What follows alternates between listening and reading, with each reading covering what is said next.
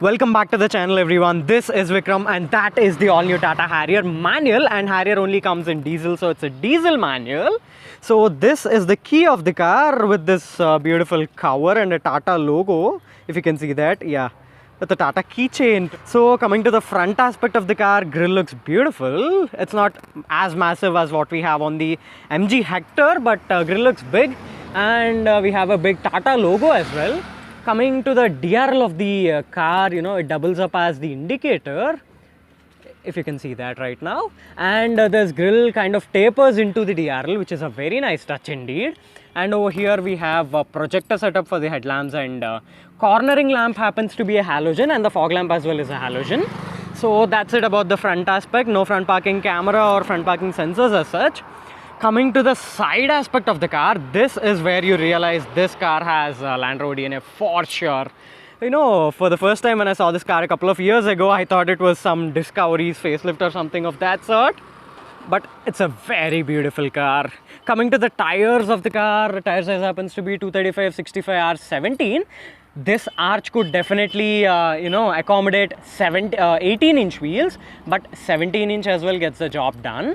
And coming to the brakes, it only has brakes, or rather discs on the front wheels. The rear brake happens to be a drum, if you can see that, but the tire size is exactly the same.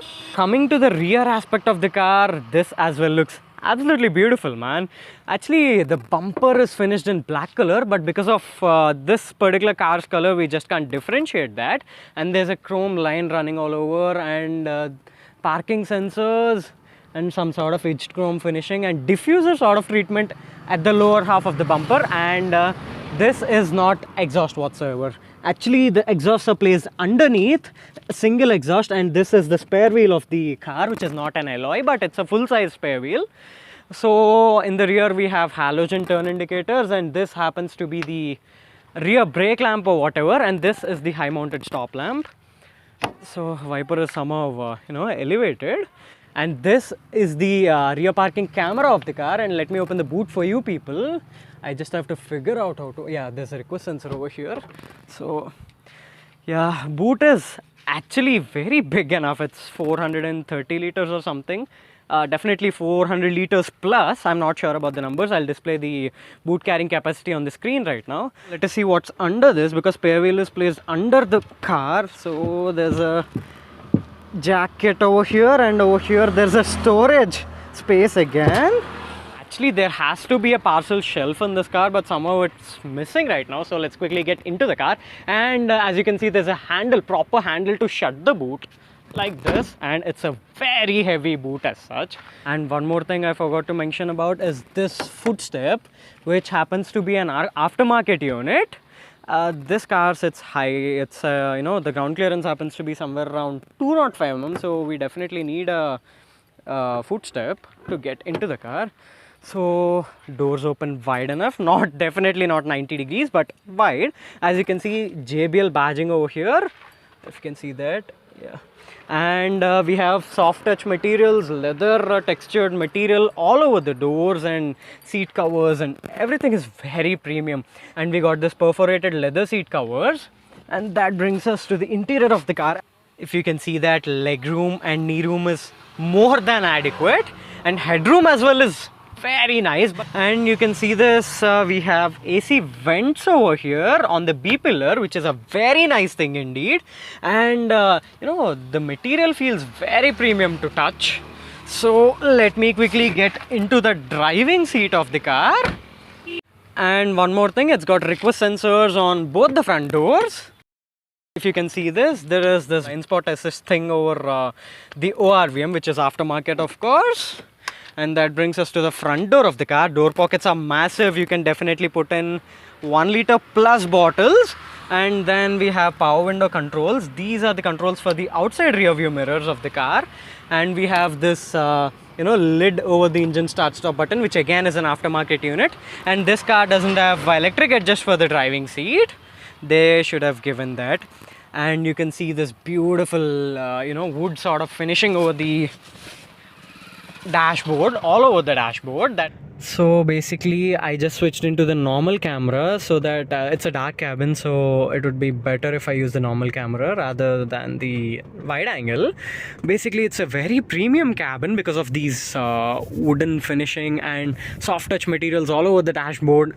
Apart from what we have on the lower half of the dashboard, it comes with hard plastics, but apart from that everything is very premium, especially this perforated leather and leather textured material over the door pads is something which is very impressive. And we have this beautiful piano black finishing over the infotainment system, or rather on the bezels of the infotainment system, and over the AC vents as well. And over here we have a semi-digital instrument cluster. This is a small screen in which we have tachometer, and it acts as MID as well. It shows us the terrain modes and driving modes, everything. And this is the fuel gauge of the car. So that brings us to this 8.8-inch infotainment system. This honestly doesn't feel as latest as what we have on the MG cars, or rather on the Jeep Compass as well. It's an 8.8-inch unit, but the audio system is brilliant. It's a Harman Kardon audio system. So this comes with Android Auto, Apple CarPlay, and inbuilt navigation and everything. And this has a rear view monitor as well. Actually the camera resolution is very nice, but somehow it's messed up because there's some dirt on the rear view camera, so pardon me for that. And these are the manual controls for the infotainment system. Actually these days controls are being integrated into the touch device. That's not at all easy to use, so I would choose manual controls any day. And over here we have driving mode buttons over here. If you can see that right now, city drive mode activated, and it says sports drive mode activated. And these are the AC controls. There's no dedicated screen for the AC. It displays in this screen itself. If you can see that right now, temperature and blow of the vents can be seen in the main cluster itself, or main infotainment system itself. And this is the dial to select terrain modes of the car, and this is the traction control button. And over here we have button to activate and deactivate the hill descent control. And this is the manual gear lever of the car, and we have this beautiful flight styled handbrake, which is very cool to use. And we have 3 cup holders over here which are not cooled, and under the center armrest we have storage space which is cooled. And over here we have proper charger and Type-C input as well. So guys, that is pretty much about the interior and exterior of the Tata Harrier. This car is not at all about features, it's all about driving and comfort. So let's quickly get driving. So guys, I'm currently driving the all new Tata Harrier manual. As you can see, I'm currently driving in the city drive mode. Once I get into sports mode, there is that immediate torque, there's that immediate power surge in the car. That is because of that improved 30 bhp. This car now produces 170 bhp. Engine is exactly the same, no components have been revised, but they have been, but the engine have been retuned. This is now very much refined compared to the previous gen Harrier. That is because of the amount of insulation under the hood. They have improved the insulation, and compared to the previous gen Harrier, this definitely feels a lot peppier because engine have been totally retuned. Now it produces 170 bhp and 250 Newton meters of torque. Previous gen Harrier used to produce 140 bhp, so that was kind of underpowered back then, but this has adequate amount of power. It's a big car, it weighs more than 1.5 tons, 1600 kgs or something is its weight. That weight can't be felt whatsoever throughout the driving experience of the car. And that brings us to the steering wheel of the car. It is kind of on the heavier side, which is definitely a good thing because it's a big car, and if you want that big car feel, the steering has to be heavy.